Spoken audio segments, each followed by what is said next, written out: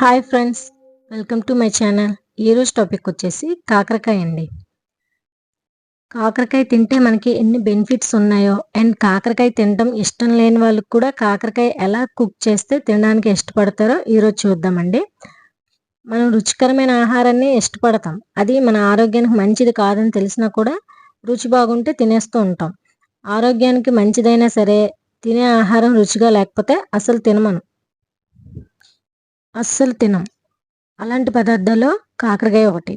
చాలామంది కాకరకాయ అంటేనే కాకరకాయ కూర అంటేనే చాలామంది వద్దు వద్దు అంటారు. కానీ దాని ఉపయోగాలు తెలిస్తే, అది తినడం వల్ల మనకి చేసే మేలు తెలిస్తే చాలామంది తినడం ప్రారంభిస్తారు.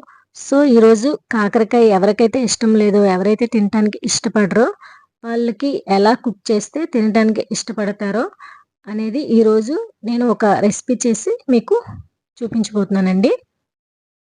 ఇప్పుడు ఆ రెసిపీ ఎలా తయారు చేసుకోవాలో చూద్దాం. నేను ఈరోజు చేసే రెసిపీ వచ్చేసి కాకరకాయ కారం అండి. ఇది కాకరకాయ తినడానికి ఇష్టం లేని వాళ్ళు కూడా చాలా ఇష్టంగా తింటారండి రెసిపీని. ముందుగా మనం ఒక 7 కాకరకాయలని నీట్గా కడిగి తీసుకొని ఇలా రౌండ్గా కోసుకొని నేను 2 అవర్స్ ఎండలో ఉంచానండి. ఇలా ఎండలో ఉంచడం వల్ల ఏంటంటే తడి ఆరిపోతుంది. సో ఆయిల్ ఎక్కువ పీల్చదనమాట. సో నేను ఇలా 2 అవర్స్ ఎండలో ఉంచుకున్న తర్వాత ఇలా డ్రైగా అయిపోతాయండి. అయిపోయిన తర్వాత మనం స్టవ్ పై ప్యాన్ పెట్టి ఆయిల్ వేసుకున్న తర్వాత ఆయిల్ హీట్ ఎక్కాక ముక్కలన్నింటినీ వేసుకోవాలండి.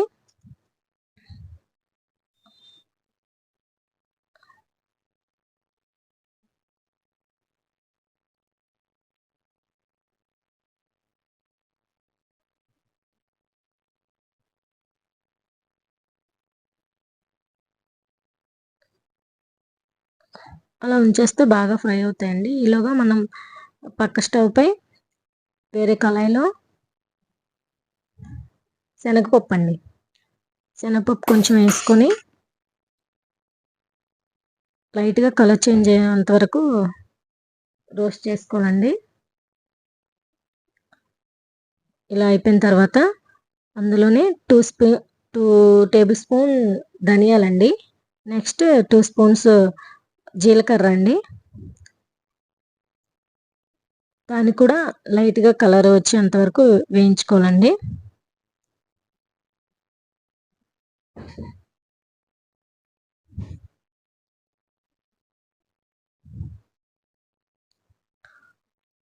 మనం ఈలోగా ఆ కాకరకాయ ఎలా ఫ్రై అయ్యాయో చూద్దామండి. సో ఇలా ఫ్రై అయితే సరిపోతుందండి.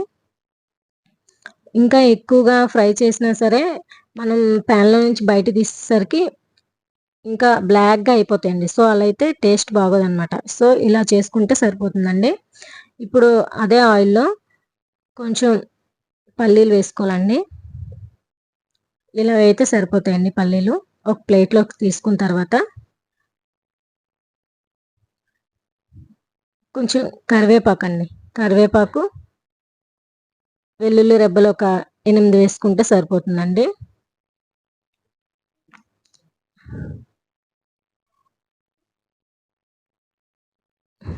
ఇలా ఫ్రై చేసుకుంటే చాలండి. ఇప్పుడు ఇవన్నీ చల్లారిపోయినాక మిక్సీ పట్టుకోవాలండి.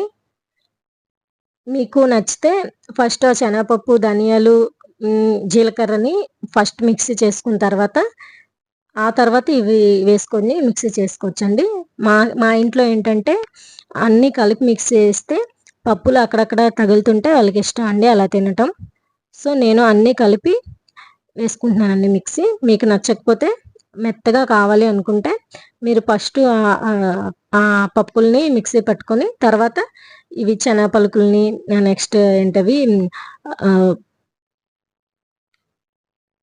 కాకరకాయ ముక్కల్ని వీటన్నిటిని కూడా తర్వాత వేసుకొని మిక్సీ పట్టుకోవచ్చండి. మనం కొంచెం స్పేర్గా పెట్టుకోవాలండి. కాకరకాయ కారంలోకి స్పేర్గా కలుపుకోవడానికి ఇవి పెట్టుకోవాలన్నమాట. కొంచెం పల్లీలు, కొంచెం ముక్కలు, కొంచెం కరివేపాకు తీసి పెట్టుకోవాలి. అందులో ఇప్పుడు 2 టేబుల్ స్పూన్ కారం వేసుకోవాలండి.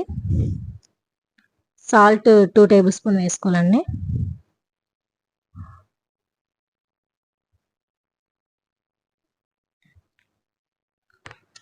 ఇలా ఇలా చూడండి, అక్కడక్కడ పప్పులు కనబడుతున్నాయి. సో మాకు ఇలా అంటే ఇష్టం. మీకు లేదు మెత్తగా ఉండాలనుకుంటే మీరు ముందే మిక్సీ పట్టుకోవచ్చండి. సో ఇలా కలుపుకుంటే ఇలా ఉంటుందండి. సో ఇప్పుడు కాకరకాయ తింటే ఎన్ని బెనిఫిట్సో ఇప్పుడు డిస్కస్ చేద్దామండి. కాకరకాయలో ఉండే యాంటీ ఆక్సిడెంట్లు శరీర రోగనిరోధక శక్తిని పెంచుతాయండి. కాకరకాయలో ఉన్న చేదు కడుపులో ఉన్న నులిపురుగులను ఇంకా ఇతర క్రిములను కూడా నాశనం చేస్తుందండి. కాకరకాయ తరచుగా తినడం వల్ల శరీరంలో ఉండే బ్యాడ్ కొలెస్ట్రాల్ కరిగి మంచి కొలెస్ట్రాల్ పెరుగుతుందండి. కాకరకాయ జ్యూస్ ప్రతిరోజు తాగడం వల్ల మలేరియా, టైఫాయిడ్, కామెర్లు వంటివి తగ్గుతాయండి. ఇంకా దరిచేరవండి. ఇంకా కిడ్నీలో ఉండే రాళ్ళు కూడా కరుగుతాయండి. ఈ కాకరకాయలో ఉన్న ఫైబర్ జీర్ణ సమస్యలను దరిచేరనివ్వదండి. ఇంకా కాకరకాయ తినటం వల్ల మలబద్ధక సమస్య కూడా ఉండదండి.